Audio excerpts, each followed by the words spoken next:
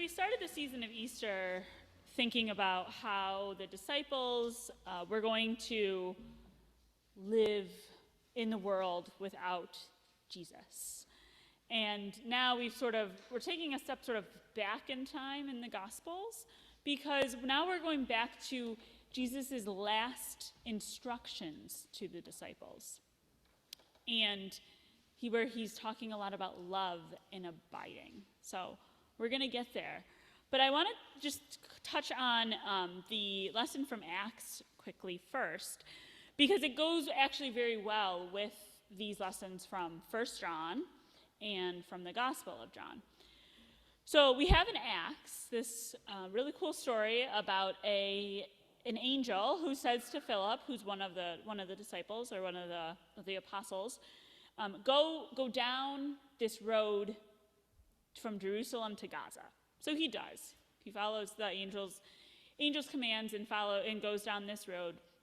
And along the road, he meets a court official from Ethiopia.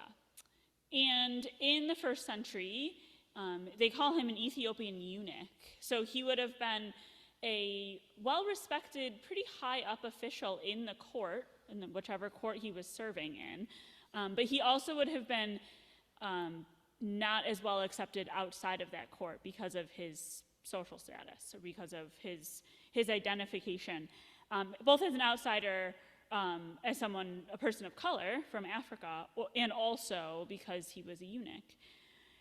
And Philip meets him, and we can tell from the story that this guy is pretty well off. He's got a chariot, and he's also reading, so he's pretty learned. And he's reading from the prophet Isaiah. And what I love about this is that the eunuch says to Philip, how can I understand without some help? So it's a reminder that we live and work and learn in community. This Ethiopian official realized that he wasn't really understanding what he was reading. He needed Philip to help him understand more, help him get it.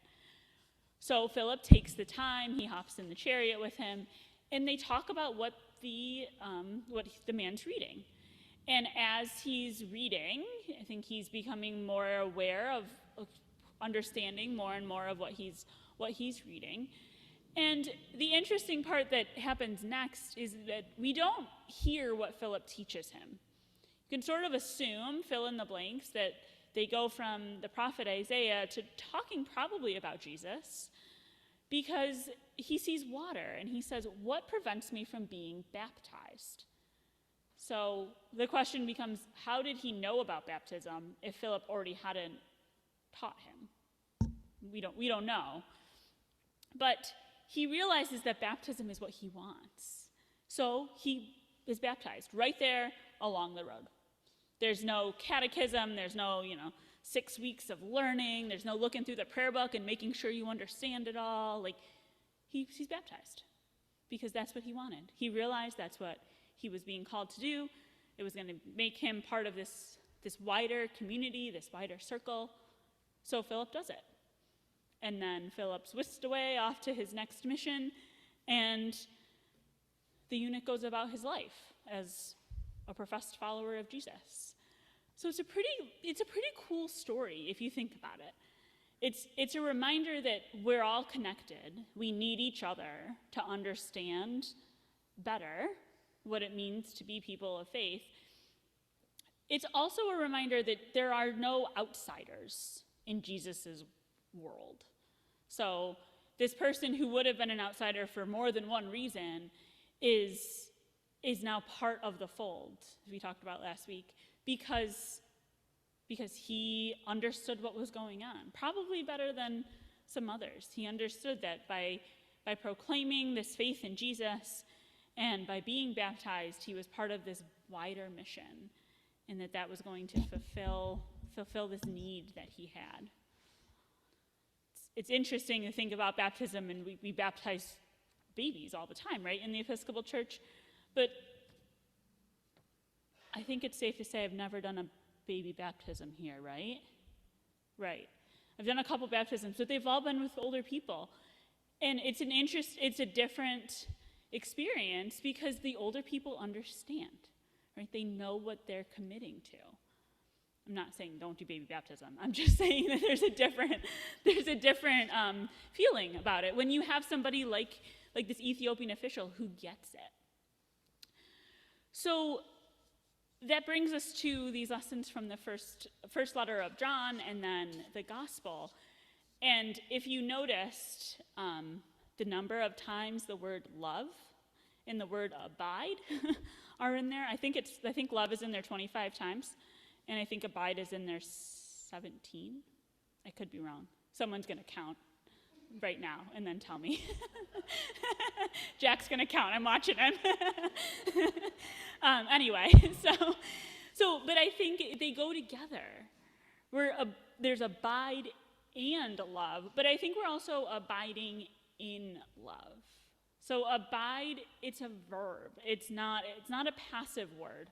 In Hebrew and Greek, it's an active word, because by abiding, you are remaining, you are staying, but you're also acknowledging that you're doing that in community, that you're remaining with something or somebody, that interconnectedness is important. So you can't abide on your own, right? You have to be abiding with and in something or somebody. And Jesus in the gospel, but then also in the first letter of John, reminds us over and over and over again that when we stay with one another, we are doing that in love, that they're not separate things, that community is strengthened by the love that we share.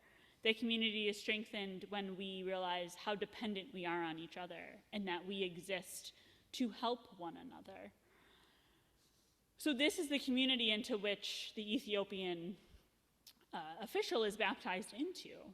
This community of love, this community where Jesus is the vine and the disciples and we are the branches. He doesn't say you will be the branches. He says you are. You already are the branches. You already are the people trying your very best to do the good work, to do what I have called you to do. And he talks about pruning. And I know there's a lot of gardeners in this room. I am not one. How many, Jack? 26. Thanks, buddy. Thanks. So he talks about pruning in this lesson.